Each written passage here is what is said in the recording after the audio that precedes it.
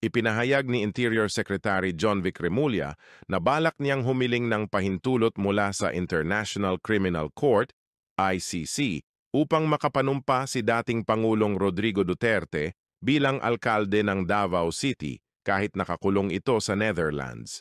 Ayon kay Remulla, kinikilala ng pamahalaan ang pagkapanalo ni Duterte sa halalan kung saan nagtamo siya ng 662,630 na boto.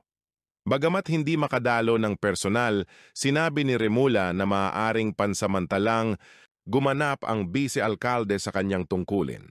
Si Duterte ay inaresto noong March 11, 2025, kaugnay ng mga kasong crimes against humanity, ngunit nanatiling kwalipikado bilang kandidato dahil wala pa siyang hatol. Salamat sa panonood.